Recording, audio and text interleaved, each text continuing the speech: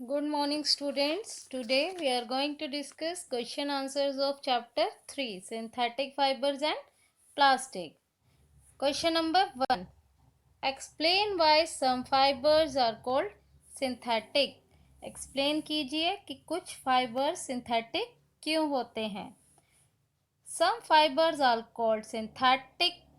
They are not obtained from plant or animals but can be made by man artificially. कुछ fibres को synthetic इसलिए कहा जाता है क्योंकि वो प्लांट्स या एनिमल से नहीं मिलते, उन्हें प्लांट या एनिमल से नहीं लिया जाता, और लेकिन वो कहाँ बनते हैं? आर्टिफिशियली फैक्ट्रीज में मैन के द्वारा बनाए जाते हैं, इसलिए उनको सिंथेटिक फाइबर कहा जाता है.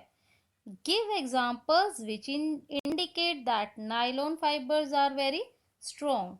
कुछ एग्जाम्पल दीजिए जिससे यह पता लगे कि जो नाइलॉन फाइबर्स है वो काफ़ी स्ट्रॉन्ग होते हैं. Nylon fibres are very strong, so these are use for making rock climbing rope and parachute. Nylon fibres बहुत स्ट्रॉन्ग होते हैं, इसीलिए क्लाइंबिंग रोप और पैराशूट्स में ये हेल्प करते हैं. पैराशूट और क्लाइंबिंग रोप बनाने में ये यूज होते हैं. नेक्स्ट है, explain why plastic containers are favoured for storing food.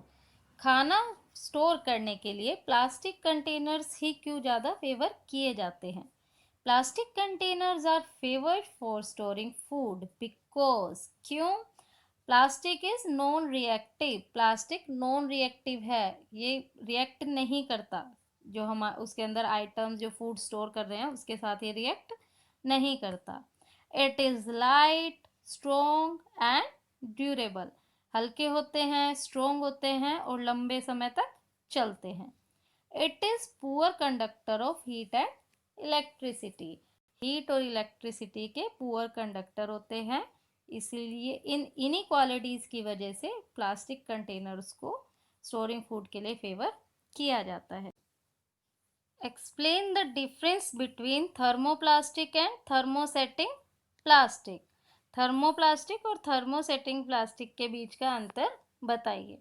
Thermoplastic, the plastic which can change their shape on heating is called thermoplastic. वो प्लास्टिक जो गर्म करने पर, हीट करने पर अपनी शेप चेंज कर ले, वो क्या कहलाती है? Thermoplastic. For example, polythene bags and PVC, polyvinyl chloride. Thermosetting plastic, the plastic which once formed on cannot change their shape on heating. एक बार अगर इनको हम बना देते हैं, शेप प्रोवाइड कर देते हैं, तो दोबारा से ये गर्म करने पे यानी हीट करने पे अपनी शेप चेंज नहीं करते, और इस टाइप के प्लास्टिक्स को क्या बोलते हैं? Thermosetting plastics. For example, Bakelite and melamine. और ये हमने बहुत अच्छे से डिटेल में चैप्टर में भी पढ़ा है. उसके बाद next question is, explain why the following are made of thermosetting plastic. ये कुछ आइटम्स हमें गिवन है, हमें बताना है कि ये थर्मोसेटिंग प्लास्टिक से क्यों बनी होती हैं. जैसे कि sauce pan. Sauce pan handles are made up of thermosetting plastic because it cannot change their shape even after heating. Sauce pan handles को thermosetting plastic से इसीलिए बनाया जाता है क्योंकि जब हम इन्हें हीट करते हैं यानी गैस के ऊपर रखते हैं तो इनकी शेप चेंज नहीं होती. नेक्स्ट है electric plug switches plug boards. Electric plug switches और प्लग बोर्ड्स भी थर्मोसेटिंग प्लास्टिक के बनाए जाते हैं because these are bad conductor of heat and electricity, so prevent from electric shock. क्योंकि ये बैड कंडक्टर ऑफ हीट और इलेक्ट्रिसिटी होता है और हमें इलेक्ट्रिक शॉक लगने से बचाता है. Next question is, Rana wants to buy shirts for summer. Should he buy cotton shirt or shirt made from synthetic material? Advice Rana, giving your reason. Rana क्या कर रहा है? वो एक समर के लिए शर्ट खरीदना चाहता है. क्या उसे कॉटन शर्ट लेनी चाहिए या सिंथेटिक मटेरियल से बनी हुई शर्ट लेनी चाहिए? आप राना को एडवाइस कीजिए. Rana should buy cotton cloth shirt for summer, Rana को गर्मियों के लिए, समर के लिए कॉटन क्लॉथ की शर्ट लेनी चाहिए। Because cotton cloth absorb sweat from the body and gives cool and comfortable effect, क्योंकि कॉटन क्लॉथ जो स्वेट आता है, हमें पसीना आता है, उसे बॉडी पर से एब्जॉर्ब कर लेते हैं, जिसके बाद हमें ठंडक फील होती है, we feel cool and comfortable effect. Cotton cloth does not cause irritation to the skin, cotton cloth हमारी स्किन को भी इरिटेशन नहीं करते, यानी किसी तरह की कोई एलर्जिक रिएक्शन नहीं होती। Next question is give examples to show that plastics are non corrosive in nature, कुछ एग्जाम्पल से शो कीजिए कि जो प्लास्टिक है वो नॉन कोरोसिव इन नेचर है, यानी कि वो रिएक्ट नहीं करती, कोरोजन नहीं होता है उस पर। Plastic containers are prepared for storing food, jams, juices and pickles etcetera, plastic containers को कौन कौन से फूड स्टोर करने के लिए यूज़ करते हैं? Jam, juice, pickle etcetera. Plastic containers are also use to store various kind of chemicals, कई तरह के केमिकल्स को स्टोर करने के लिए भी प्लास्टिक कंटेनर्स यूज किए जाते हैं। इन दो एग्जाम्पल्स से we show that plastic are corrosive, non corrosive in nature.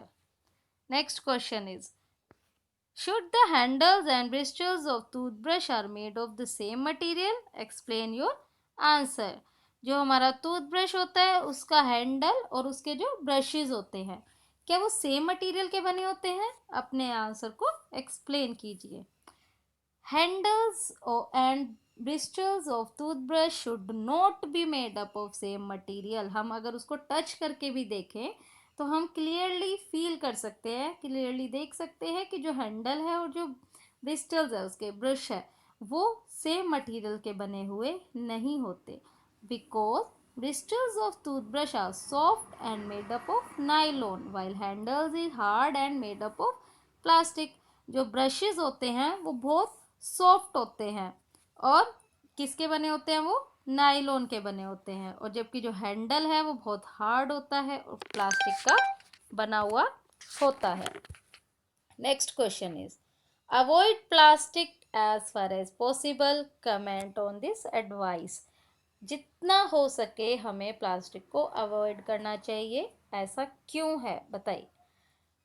आपकी अगर आप किसी को ये एडवाइस दे रहे हैं तो इस पर कमेंट कीजिए।